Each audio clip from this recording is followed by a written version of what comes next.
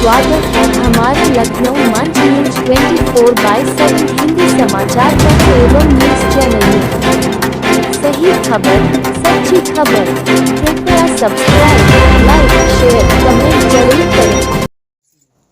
आज लखनऊ में मैं उत्तर प्रदेश के सभी मतदाताओं से इंडिया गठबंधन को भारी भरकम वोट देने के लिए, भारी मात्रा में वोट देने के लिए अपील करने के लिए आया हूँ। मैं 4 बातें रखना चाहता हूँ। पहले चारों बिंदु बता देता हूँ, फिर उसको डिटेल में एक्सप्लेन करूँगा।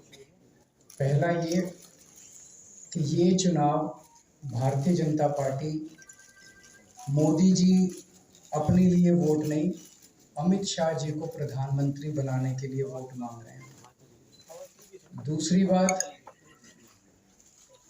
योगी आदित्यनाथ जी को अगर ये लोग जीत गए तो योगी आदित्यनाथ जी को 2 से 3 महीने के अंदर उत्तर प्रदेश के सीएम पद से हटा दिया जाएगा। नंबर 3, इन लोगों की पूरी तैयारी है, अगर ये लोग जीत गए तो संविधान को बदल के SC ST और OBC का रिजर्वेशन खत्म कर दिया जाएगा। और नंबर 4, जो आंकड़े अब देश भर से आ रहे हैं वो ये दिखा रहे हैं कि 4 जून को इंडिया गठबंधन की सरकार बनने जा रही है और NDA को और BJP को बहुत कम सीटें मिलने जा रही हैं। अब मैं अपने सबसे पहले पॉइंट पे आता हूँ। जब 2014 में प्रधानमंत्री बने थे नरेंद्र मोदी जी, तो उन्होंने खुद एक रूल बनाया था कि भारतीय जनता पार्टी के अंदर और उनकी सरकारों में 75 वर्ष से ऊपर कोई भी व्यक्ति होगा तो उसको उनको पद से इस्तीफा दिलवा के उनको हटाया गया। ऐसे कई सारे लोग हैं। तो अब अगले साल 17 सितंबर को प्रधानमंत्री मोदी जी 75 साल के होंगे और मोदी जी ने तय कर लिया है कि अमित शाह जी को वो अपना वारिस बनाएंगे और अमित शाह जी अगले साल 17 सितंबर को देश के प्रधानमंत्री बनाने का उन्होंने तय किया है मोदी जी ने।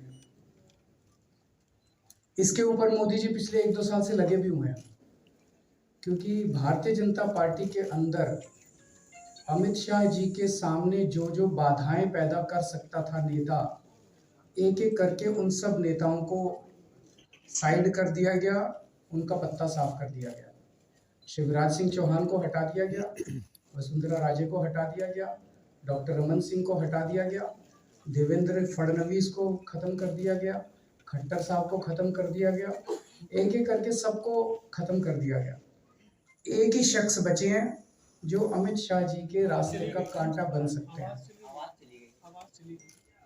हेलो, आवाज आ रही है? एक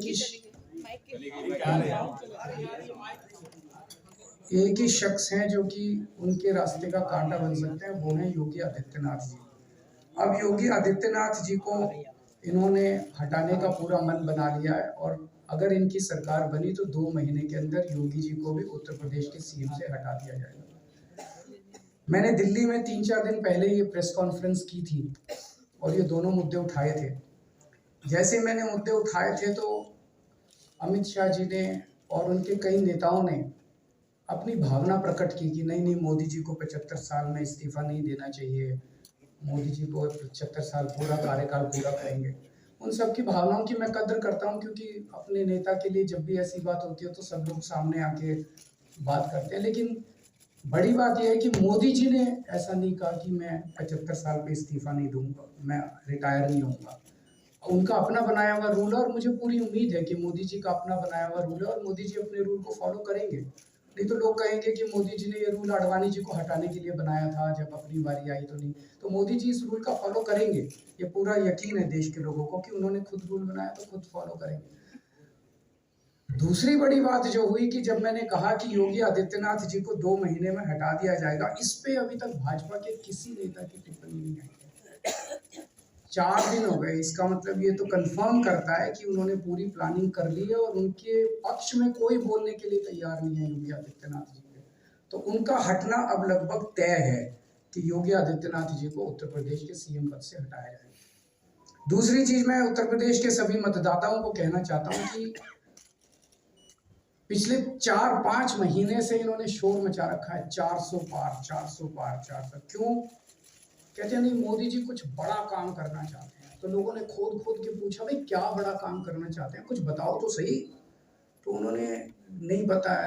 लोगों ने फिर अंदर से पता किया कि बड़ा काम ये करना चाहते हैं कि देश से रिजर्वेशन खत्म करना चाहते हैं। हम जानते हैं कि इनका जो पूरा इकोसिस्टम है, आरएसएस, बीजेपी, शुरू से ये लोग रिजर्वेशन के खिलाफ रहे हैं। इनकी पूरी की पूरी मानसिकता रिजर्वेशन के खिलाफ रही है। तो मैं सभी लोगों को ये आगाह करना चाहता हूँ कि ये बड़ा काम इनको 400 पार इसीलिए चाहिए क्योंकि ये रिजर्वेशन खत्म करना चाहते हैं। संविधान को, बाबा साहब अम्बेडकर ने जो संविधान बनाया था, उस संविधान को ये तार तार करना चाहते हैं। पूरे देश भर से अब जो ट्रेंड आ रहे हैं, वो ट्रेंड ये दिखाते हैं कि भारतीय जनता पार्टी को 250 से भी नीचे, मेरे हिसाब से 220 के आसपास, 3-4 दिन पहले भी मैंने कहा था, 220 से कम सीटें इनकी आती हुई नजर आ रही हैं। आप हिसाब लगा लीजिए। मैं हरियाणा होके आ रहा हूँ कल परसों।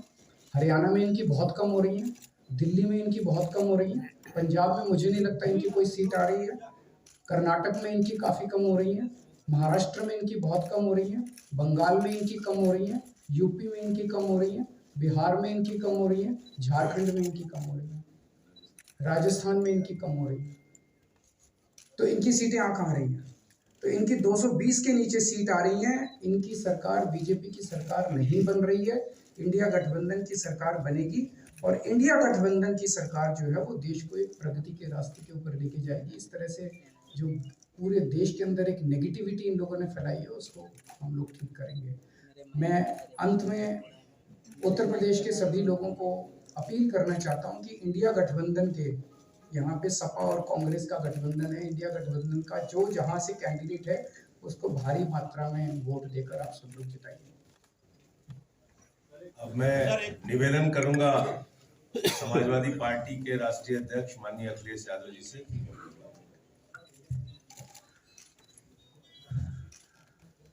आदरणीय अरविंद केजरीवाल जी का मैं धन्यवाद देता हूं। उन्होंने बहुत महत्वपूर्ण बातें आपके सामने रखी हैं। जो देश का माहौल है और 4 चरणों में भारतीय जनता पार्टी चारों खाने चित हो चुकी है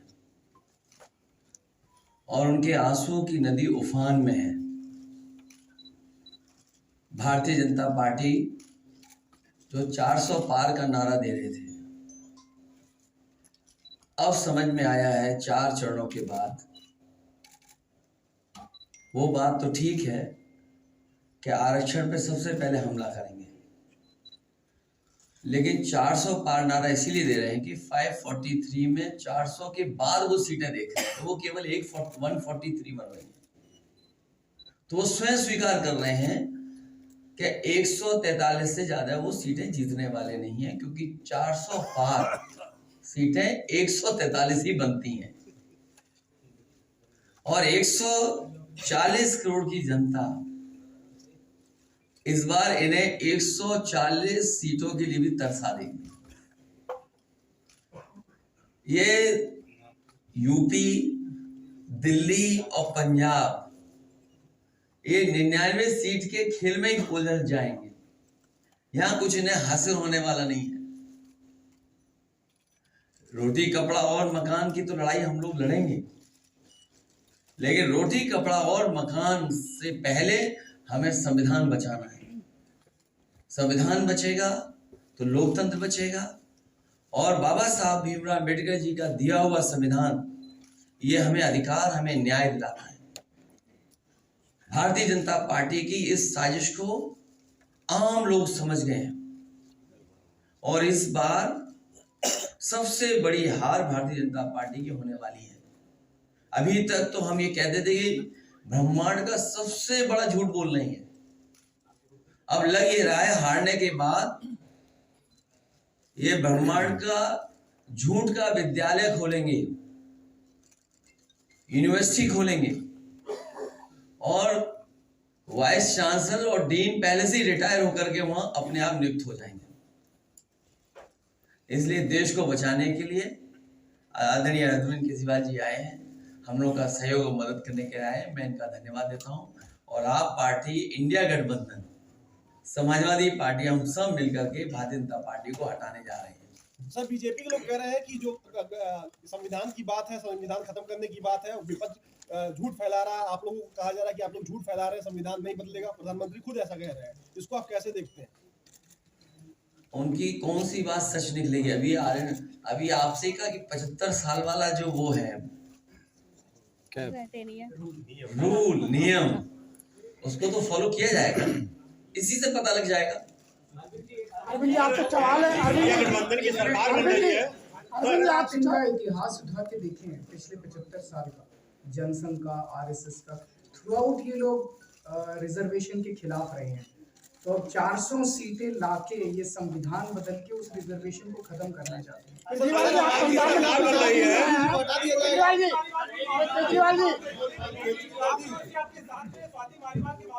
अरे उससे ज्यादा जरूरी और चीजें भी हैं।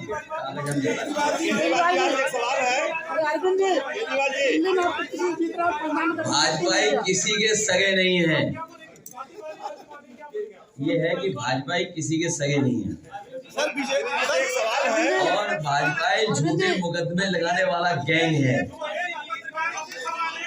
अरविंद जी दिल्ली में आप जीत रहे हैं, स्वाति बारी बारी पे बोल तो दीजिए। हाँ मैं बोल रहा हूँ। एक सेकंड बोल रहा हूँ।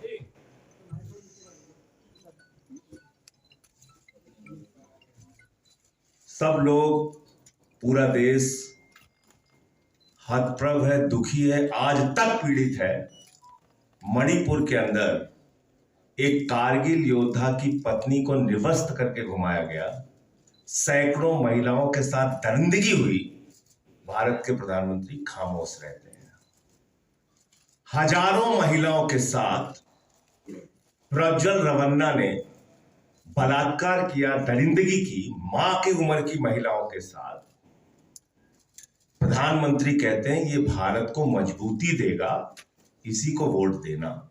ये भारत का भविष्य है प्रज्वल रवन्ना, उसको भगा दिया जाता है बीजेपी के द्वारा।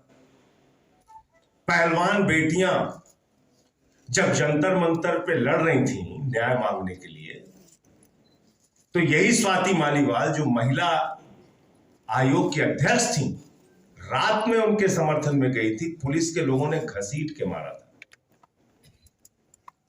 हमने देखा यहीं उत्तर प्रदेश के अंदर कुलदीप सेंगर के मामले में, हाथरस के मामले में, देश के प्रधानमंत्री खामोश रहते हैं, एक शब्द नहीं बोलते। आम आदमी पार्टी